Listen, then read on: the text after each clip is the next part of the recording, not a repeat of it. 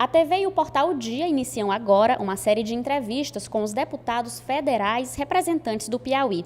Para começar essa série de entrevistas, a gente fala agora com o deputado federal Marcelo Castro, do PMDB. Bem-vindo, deputado. E eu começo perguntando por que o Congresso não tem conseguido atender aos anseios da população, a voz das ruas, como dizem? Por que apoiar reformas tão impopulares? Bom, as reformas são essenciais, são imprescindíveis, são indispensáveis e são inadiáveis. A pergunta que deveria ser feita deveria ser essa: por que o Congresso não já fez essas reformas há muito tempo? Porque nós temos uma legislação previdenciária completamente anacrônica, nós temos uma legislação trabalhista antiquíssima, nós temos uma legislação tributária absurda e temos uma legislação eleitoral que propicia esse sistema político, essa representação tão dissociada da realidade que nós temos hoje no Brasil. Então, essas reformas nós já deveríamos ter feito há muito tempo e estamos em déficit, em dívida com a sociedade brasileira por já não ter feito isso há mais tempo. Vamos falar agora sobre reforma política. A proposta do voto em lista tem a vantagem de dar o protagonismo nas eleições aos partidos e não a candidatos específicos. No entanto, o senhor não acha que isso vai fazer com que quem possui mandato ou comando de algum partido se perpetuar no parlamento? Bom, nós temos basicamente dois sistemas eleitorais no mundo. O majoritário distrital, que foi inventado na Inglaterra ainda em 1264. Ou seja, em 2264, que está perto de chegar, vai completar 1000 anos que esse sistema funciona na Inglaterra. Funciona na Inglaterra, funciona na França, funciona nos Estados Unidos, nas democracias mais antigas. Como é esse sistema? O Estado é dividido em tantos distritos quanto sejam os seus deputados federais. Então, o Piauí tem 10 deputados federais, o Piauí seria dividido em 10 distritos. Cada partido lança um candidato e o mais votado vai para Brasília. Esse é um sistema praticamente milenar que existe nas democracias mais antigas. Depois, posteriormente, no final do século XIX, foi criado o sistema proporcional, porque as pessoas começaram a dizer que esse sistema majoritário distrital não era um sistema adequado, porque um partido, teoricamente, podia ter 30% dos votos de um estado e não fazer nenhum representante, porque ele perde no distrito A, perde no B, perde no C, ele teve 30% dos votos e não se representou em nada. Que então os deputados deveriam ser representados proporcionalmente ao número de votos que cada partido tivesse. Aí inventaram esse sistema proporcional. Então nós temos hoje, no mundo, basicamente dois sistemas. Ou é o sistema inglês, americano, majoritário distrital. O Brasil tem 513 deputados federais, o Brasil seria dividido em 513 distritos. São Paulo tem 70 deputados, seria dividido em 70 distritos. E o outro sistema é o proporcional.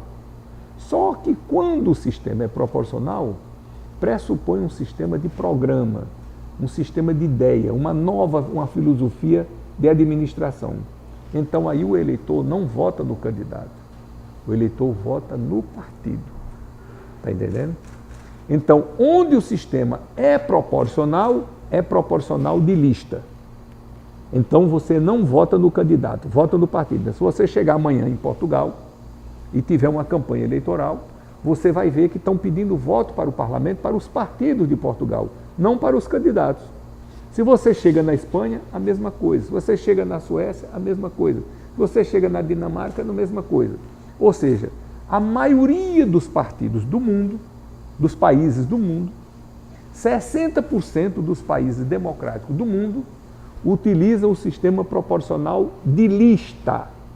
E os eleitores desses países, que são os países mais evoluídos, mais civilizados, mais desenvolvidos, que tem melhor padrão de vida, o eleitor não vota no candidato, vota na lista.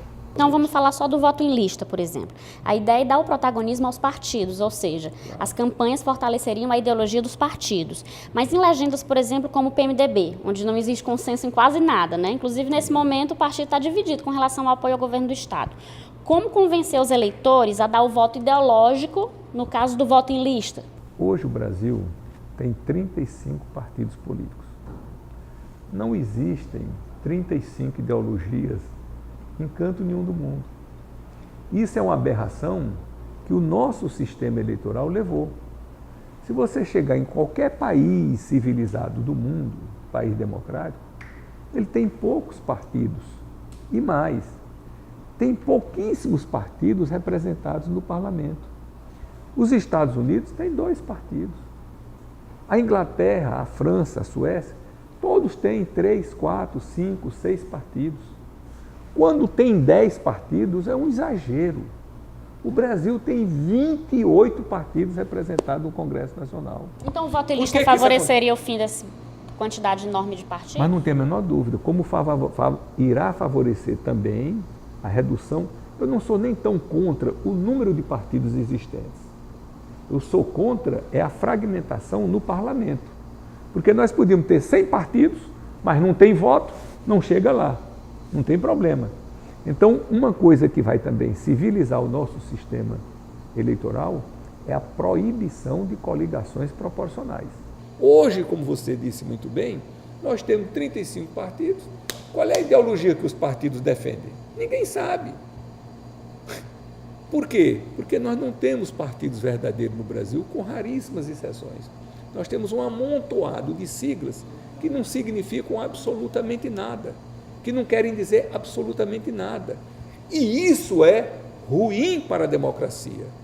Se você chega num país da Europa, tem nada disso. Está lá, Partido Comunista. Mas vem cá, o que é que o Partido Comunista prega? Prega o comunismo. O outro partido, Partido Socialista, prega o quê? O socialismo. O outro partido, Partido Liberal, o que é que prega? O liberalismo. Partido Conservador, Partido Cristão, Partido Verde. O nome do partido já está dizendo ao que o partido se propõe. Então, quando você vota no Partido Verde, você está defendendo um partido que defende a ecologia. Quando você vota no Partido Liberal, você vota no partido que lá no governo ele vai defender o liberalismo econômico. Quando você vota no Partido Socialista, você já sabe. Quando você vota no Partido Trabalhista, quer dizer, cada partido tem uma identidade. Então você sabe exatamente em que está votando. O mundo inteiro vota assim. 60% dos países democráticos do mundo, menos o Brasil, votam sistema proporcional de lista. Qual é o grande problema do Brasil? Nós falamos aqui em 3 sistemas. No majoritário distrital, que é o sistema adotado pela Inglaterra, França, Estados Unidos e outros mais. Falamos no sistema proporcional de lista, que é adotado pelo Uruguai, Argentina, Portugal, Espanha, Suécia, Suíça, Dinamarca, 500 países, Polônia, etc. e tal.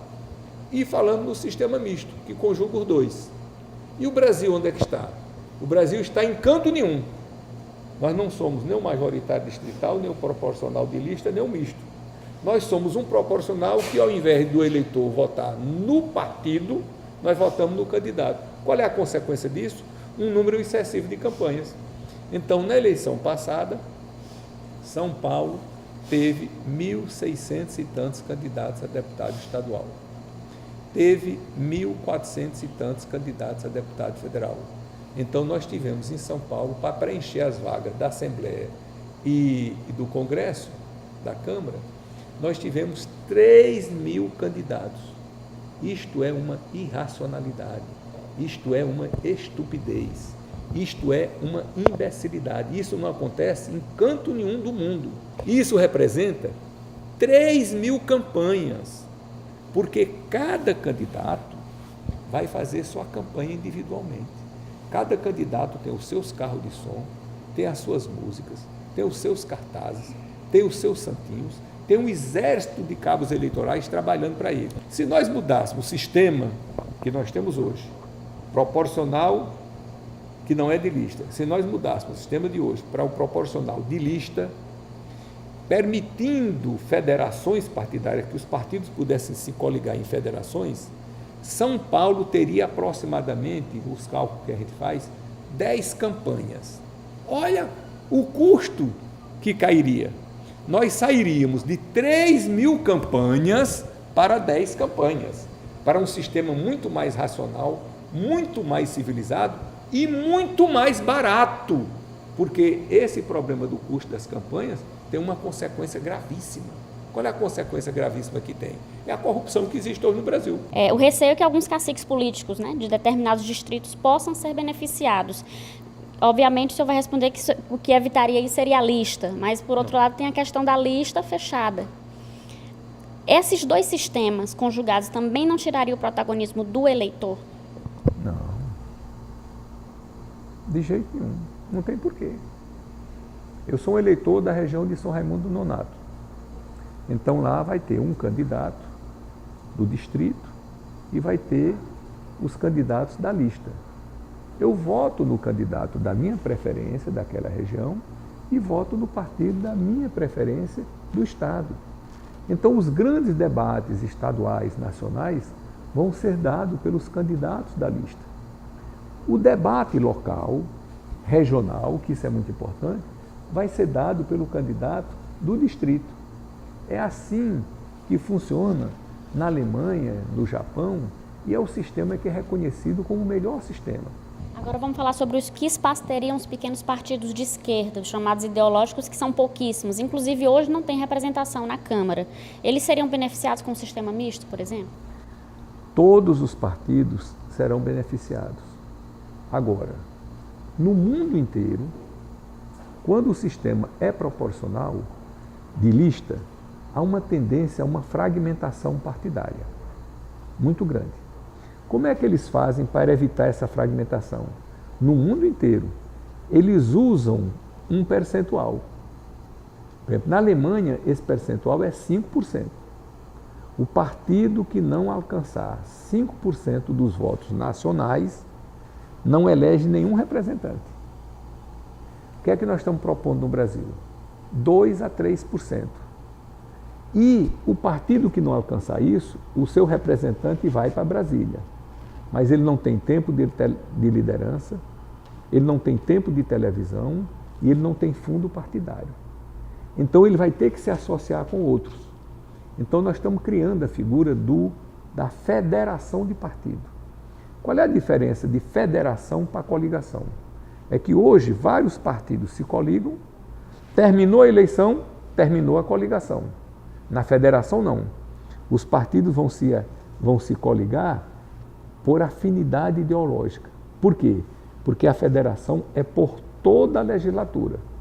Então, 2 ou 3 ou mais partidos se federaram, terminou a eleição, eles continuam juntos e são obrigados a permanecer juntos por toda a legislatura.